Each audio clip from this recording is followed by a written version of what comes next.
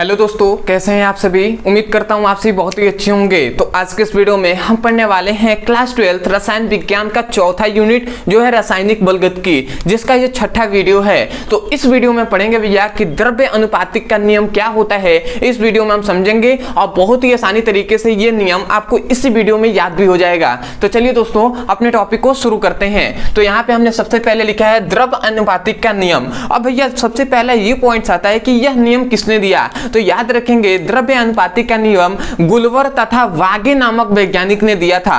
इसका मतलब जो द्रव्य अनुपातिक का नियम है इसको दो वैज्ञानिकों ने मिलकर दिया था। किसने भैया? एक है गुल्वर, एक है वागे।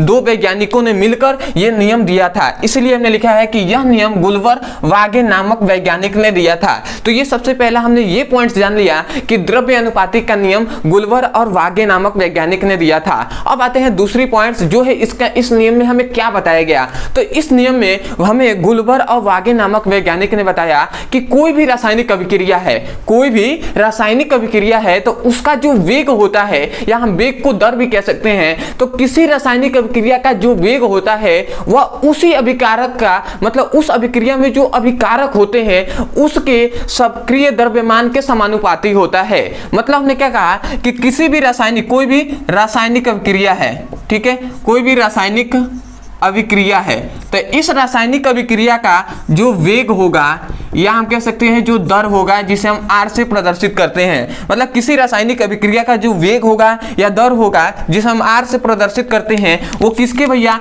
वो समानुपाती होता है, वह समानुपाती होता है अभिकारक के सक्रिय द्रव्यमान के। ठीक है, यह समानुपाती होता है। मतलब किसी रासायनिक अभिक्रिया का जो वेग होता है या जो दर होता है वह अभिकारकों के सक्रिय द्रव्यमान के समानुपाती होता है। यही इस नियम में गुल्वर और वागे नामक वैज्ञानिक ने बताया था। मतलब इन्होंने, यदि ऐसे कहा जाए तो इस यहाँ पे सबसे पहले नियम को हम एक बार पढ़ लेते हैं। तो इस नियम में क्या बताया गया? इस नियमों के अनुसार किसी रासायनिक अभिक्रिया का, ठीक है, दर या वेग, मतलब इस नियमों के अनुसार, या यह नियम को, इस नियमों के अनुसार, या आप ऐसे भी लिख सकते हैं कि गुल्वर और वागे के अनुसार किसी रासायनिक अभिक्रिया का वेग या दर अभिकारकों के सक्रिय द्रव्यमान के समानुपाती होता है। मतलब किसी रासायनिक अभिक्रिया का जो वेग या दर होता है वह अभिकारकों के सक्रिय द्रव्यमान के समानुपाती होता है। मतलब इन्होंने, मान लेते हैं ये हम अभिक्रिया लेते हैं, मान लेते हैं 3A + 4B = बनता है उत्पाद।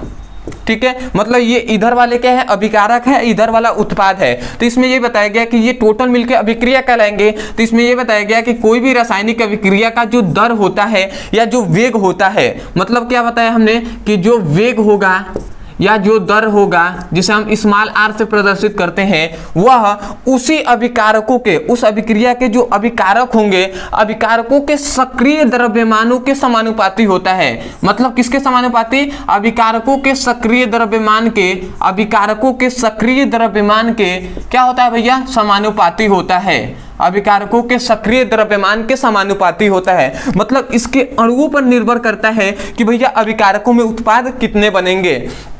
तो यही कहा जा रहा है कि किसी रासायनिक अभिक्रिया में, मतलब किसी रासायनिक अभिक्रिया का जो दर या वेग अभिकारकों के सक्रिय द्रव्यमान के समानुपाती होता है। तो आशा करते हैं आपको जो नियम है ये आप से याद भी हो गया होगा और बहुत बार बता भी दिया गया कि किसी रासायनिक अभिक्रिया का वेग या दर अभिकारकों के सक्रिय द्रव्यमान के समानुपाती होता है। तो आशा करते हैं कि आपको ये नियम अच्छे से समझ में आ गया होगा। ठीक है, और भी इसको डिटेल में जानना है, ठीक है, इसको जान सकते हैं, बट यहां तक आपको, क्योंकि ये नियम जो है ना ये 2 नंबर में ही पूछा जाता है। ठीक है, तो इतना तक आप लिख देंगे तो भैया आपको 2 नंबर मुख्यतः मिल ही जाएगा। तो चलिए दोस्तों आज के लिए इतना ही। मैं आशा करता हूं कि बहुत ही अच्छे से आपको समझ में आ गया होगा। तो मैं यही कहूंगा, यदि सच में आपको इस वीडियो से सीखने को मिला हो, यदि समझ में आया है, तो सपोर्ट करने के लिए आप चैनल को सब्सक्राइब कर लीजिएगा, वीडियो को लाइक कर दीजिएगा, और हो सके तो हमें कमेंट सेक्शन में जरूर बताइएगा कि आपको वीडियो कैसा लगा। अदरवाइज यदि किसी भी क्लास का कोई भी टॉपिक समझ में नहीं आता है और उसको आप अच्छे से समझना चाहते हैं और वीडियो के अंदर ही आप उसको याद करना चाहते हैं तो केवल आपको उस टॉपिक का नाम लिखना है यूट्यूब पर,